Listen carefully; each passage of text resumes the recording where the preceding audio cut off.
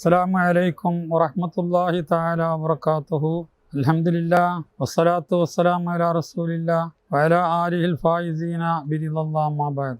അഊദു ബില്ലാഹി മിനശ് ശൈത്വാനിർ റജീം. ബിസ്മില്ലാഹിർ റഹ്മാനിർ റഹീം.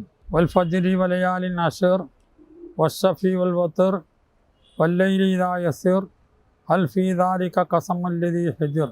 ബഹുമാനപ്പെട്ട സഹോദരന്മാരെ, സുഹൃത്തുക്കളെ, നാം ഇപ്പോൾ ഈ നിലകൊള്ളുന്ന ഈ മാസത്തിൻ്റെ പേര് ദുൽഹജ്ജ് എന്ന പേരിലാണ് അറിയപ്പെടുന്നത്. ഈ മാസത്തിന് ഈ ഒരു പേരിൽ അറിയപ്പെടാൻ കാരണം ഈ മാസത്തിലാണ് ഹജ്ജിൻ്റെ മുഖ്യ കാര്യങ്ങളൊക്കെ ചെയ്തു തീർക്കപ്പെടുന്നത്. അതുകൊണ്ട് തന്നെ ഹജ്ജിൻ്റെ പേരിലാണ് ഈ മാസത്തിനെ അറിയപ്പെടുന്നത്.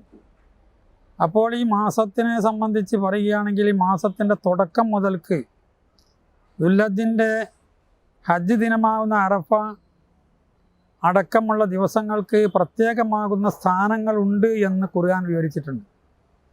അതുകൊണ്ടാണല്ലോ അല്ലാഹു തആല പരിശുദ്ധ ഖുർആനിൽ പറഞ്ഞത്, ദുൽഹജ്ജ് മാസത്തിൻ്റെ പ്രഭാതത്തിനെ തന്നെയാണ് സത്യം,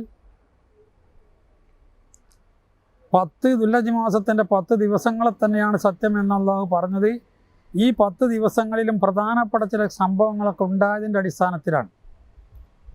മഹാന്മാരായ പണ്ഡിതന്മാർ ഈ ദിവസങ്ങളിലൊക്കെ പ്രധാനപ്പെട്ട സംഭവങ്ങൾ ഉണ്ടാകുന്നതിൻ്റെ ചിലതൊക്കെ വിവരിച്ചതായി ചില ചരിത്രത്തിൻ്റെ ഗ്രന്ഥത്തിൽ കാണാൻ സാധിക്കും.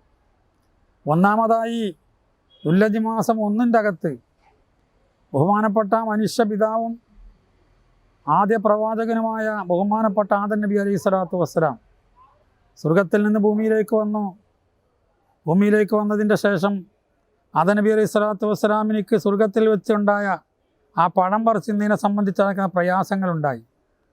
ആ പ്രയാസങ്ങളുടെ അടിസ്ഥാനത്തിൽ അതുകൊണ്ട് വരുന്ന ദോഷങ്ങൾ, തകരാറുകൾ സംഭവിക്കാതിരിക്കണം എന്നുള്ള നിലക്ക് അള്ളാഹുവിനോട് പ്രാർത്ഥിക്കാൻ തുടങ്ങി. അങ്ങനെ ഖുർആനിൽ അല്ലാഹു പറഞ്ഞത്, റബ്ബനാ വലംനാ അൻഫുസനാ വഇല്ലം തഗ്ഫിർ ലനാ വതർഹംനാ ലനകൂനന്ന മിനൽ ഖാസിരീൻ എന്നായിരുന്നു. ഈ പ്രാർത്ഥന പ്രാർത്ഥിച്ചു കൊണ്ടിരുന്നെങ്കിലും പടച്ച തമ്പുരാൻ അത് സ്വീകരിക്കാൻ വേണ്ടി ഒരു സമയം വെച്ചു. ആ സമയം ഏതാണെന്ന് ചോദിച്ചാൽ അത് ദുൽഹജ്ജ് മാസം 1-ാമത്തെ ദിവസമാണ്. എന്തിനാണ് ഇങ്ങനെ സമയം വെച്ചത്?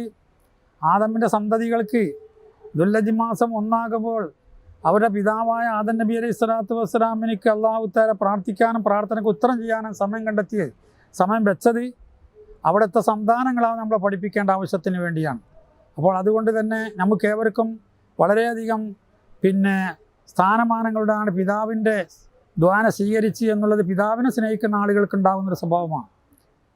ആ അടിസ്ഥാനത്തിൽ 1-ാമത്തെ ദിവസത്തിൻ്റെ പ്രത്യേകത വെച്ചിട്ടുള്ളത് ഒരു വർഷത്തെ അമലിനോട് തുല്യമാണ്. നോമ്പാവട്ടെ, നല്ല കാര്യങ്ങളൊക്കെ ചെയ്യുകയാണെങ്കിൽ 1 വർഷത്തെ അമലിനോട് തുല്യമായി കിട്ടുന്നു ദുൽഹജ്ജ് 1-ന്. കാരണം ആദം നബി അലൈഹി സ്വലാത്തു വസ്സലാമിൻ്റെ സ്മരണ പുതുക്കപ്പെടുന്നൊരു ദിവസമായതുകൊണ്ട്.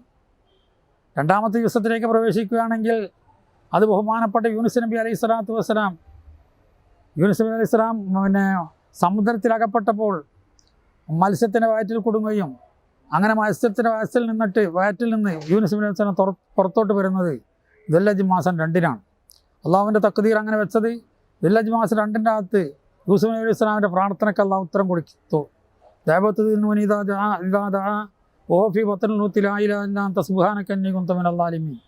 ഈ ദ്വാന സ്വീകരിക്കാൻ വേണ്ടി അള്ളാഹു തിരഞ്ഞെടുത്ത് ദുൽഹജ്ജ് മാസം 2-നാണ്. അപ്പം വലയാലിൻ അശ്ർ എന്നുള്ള സത്യത്തിൻ്റെ പ്രാധാന്യം നമ്മൾ മനസ്സിലാക്കണം. അപ്പോൾ 2-ാമത്തെ ദിവസം യൂനുസ് നബി അലൈഹി സ്വലാമിൻ്റെ പ്രാർത്ഥന അള്ളാഹു സ്വീകരിച്ചു. അതുകൊണ്ട് തന്നെ ആ ദിവസത്തിന് ഒരുപാട് പുണ്യങ്ങളുണ്ടായി. പിന്നെ 3-ാമത്തെ ദിവസം സക്കരിയ്യാ നബി അലൈഹി സ്വലാത്തു വസ്സലാം ഒരുപാട് കാലം പ്രാർത്ഥിച്ചിട്ട് ഉത്തരം കൊടുക്കാൻ വേണ്ടി അള്ളാഹു കാത്തുവെച്ചത് ദുൽഹജ്ജ് മാസം 3-നാണ്. ദുൽഹജ്ജ് മാസം 4-നാണ് ബഹുമാനപ്പെട്ട നബി സല്ലല്ലാഹു അലൈഹി വസല്ലം തങ്ങളുടെ തൊട്ട് മുമ്പുള്ള പ്രവാചകനായ ബഹുമാനപ്പെട്ട റൂഹുല്ലാഹി ഈസാ നബി അലൈഹി സ്വലാത്തു വസ്സലാം ജനനം നടക്കുന്നത്. ഇന്നും ലോകത്ത് കാണുന്നവർക്കും ഈസാ നബിൻ്റെ ഒരു സ്മരണയാണ്. ഫലസ്തീനിൽ ചെല്ലുന്ന ആളുകൾക്ക് കാണാം, ഫലസ്തീനിൽ ചെന്നാൽ ഫലസ്തീൻ ബൈത്തുൽ മുഖദ്ദസിന് അടുത്തുള്ളതായിരിക്കുന്ന ഒരു സ്ഥലത്ത് ഈസാ നബി അലൈഹി സ്വലാത്തിനെ കടത്തിയതായിരിക്കുന്ന സ്ഥലം കാണാം. മഹാനായ ഈസാ നബി അലൈഹി സ്വലാത്തു വസ്സലാം ഇന്നി അബ്ദുല്ലാഹി, ഞാൻ അള്ളാഹിൻ്റെ അടിമയാണ്, എനിക്ക് അള്ളാഹു ഉത്തര കിതാബ് നൽകുമെന്നൊക്കെ പറഞ്ഞ് തൊട്ടിൽ കിടക്കുന്ന കാലത്തിലാണ്. അങ്ങനത്തെ ഈസാ നബി അലൈഹി സ്വലാത്തു വസ്സലാമിന് അള്ളാഹു തആല ജനനം നൽകിയത് ദുൽഹജ്ജ് മാസം 4-നാണ്. അതുകൊണ്ട് തന്നെ ആ ദിവസത്തിന് അള്ളാഹു തആല പ്രത്യേകം നൽകി. അമ്പിയാക്കന്മാരുടെ ഒരുപാട് സ്മരണകൾ ഉദിക്കുകയാണ്. ദുൽഹജ്ജ് മാസം 5 ബഹുമാനപ്പെട്ട തൂരിസീന പർവ്വതത്തിൽ സംസാരിച്ച ഏക പ്രവാചകൻ ബഹുമാനപ്പെട്ട കരീമുല്ലാഹി മൂസാ നബി അലൈഹി സ്വലാത്തു വസ്സലാം ജനിക്കുന്നത്. അതുകൊണ്ട് തന്നെ 5 പ്രാധാന്യമുണ്ടായി.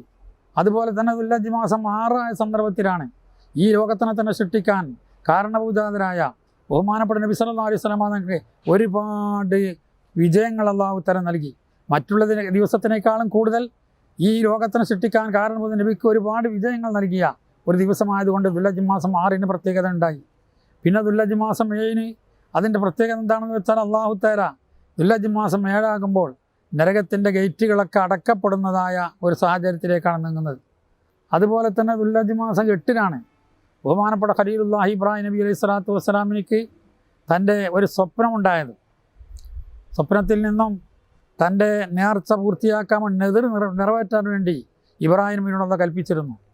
അങ്ങനെ ഔഫി നദറക്കയ ഇബ്രാഹിമിൻ്റെ നേർച്ച നീ പൂർത്തിയാക്കി വിട്ടണമെന്ന് കൽപ്പിച്ചപ്പോൾ സ്വപ്നത്തിലായി പറഞ്ഞപ്പോൾ ആദ്യത്തെ ദിവസം ദുൽഹജ്ജ് മാസം 8 അന്നക്കൽക്കായപ്പോൾ 8 രാവിലെ മുമ്പ് സ്വപ്നം കാണുകയും 8 പകൽ ആ സ്വപ്നം ഇബ്ലീസിൻ്റെ ഭാഗത്തുള്ളതാണോ അതല്ലെങ്കിൽ അള്ളാഹുവിൻ്റെ ഭാഗത്തുള്ളതാണെന്ന് മൂപ്പർക്ക് പിന്നെ അതിനെ സംബന്ധിച്ച് ഒരു ചിന്തിച്ചു കൊണ്ടിരുന്നു. അതുകൊണ്ട് യോമു തഫക്കുർ തെർവിയത്തിൻ്റെ ദിവസം എന്ന് പറയപ്പെടുന്നു. അത് വളരെ പുണ്യമാക്കപ്പെട്ട ദിവസമാണ്. പിന്നെ അത് ഇബ്രാഹിം നബീൻ്റെ സ്മരണ പുതുക്കുന്ന ദിവസമാണ്. അതുപോലെ ദുൽഹജ്ജ് മാസം 9 ഇബ്രാഹിം നബി അലൈഹി സ്വലാത്തു വസ്സലാം എനിക്ക് ബോധ്യപ്പെട്ടു ഈ പിന്നെ സ്വപ്നത്തിൽ കണ്ടത് അള്ളാഹുവിൻ്റെ പക്കൽ നിന്ന് ഉറപ്പായി. അങ്ങനെ അറിഞ്ഞ ദിവസം അറഫ.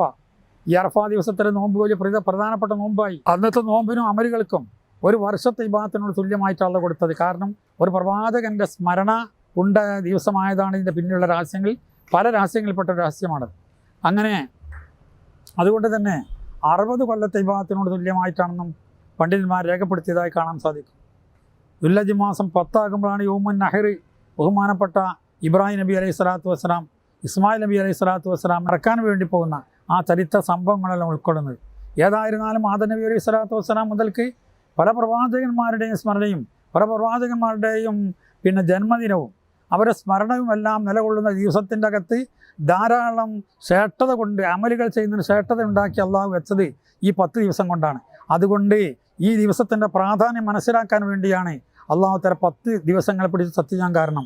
വൽ ഫജ്രി വലയാലിൻ നശ്ർ വസ്സഫിയുൽ വത്ർ വല്ലൈലി ഇദാ യസ്ർ ഫീ ദാലിക ഖസ്മുൽ ലിദി ഹിജ്ർ എന്ന് ഖുർആൻ മുഖേന അതുകൊണ്ട്. അപ്പോൾ അതുകൊണ്ട് പരിശുദ്ധ ഖുർആൻ മുഖേന അള്ളാഹു സത്യം ചെയ്ത് പറഞ്ഞ ഈ ദിവസത്തിൻ്റെ പ്രാധാന്യം വലുതാണ്. ആ പ്രാധാന്യത്തിന് മനസ്സിലാക്കി നമ്മളെല്ലാവരും പ്രവർത്തിക്കാൻ വേണ്ടി മുന്നോട്ട് വിടുന്ന അപേക്ഷിച്ചുകൊണ്ട് എൻ്റെ വാക്കുകൾ ഞാൻ ഉപസംഹരിക്കുന്നു. അസ്സലാമു അലൈക്കും വറഹ്മത്തുള്ളാഹി തആല വബറകാതുഹു.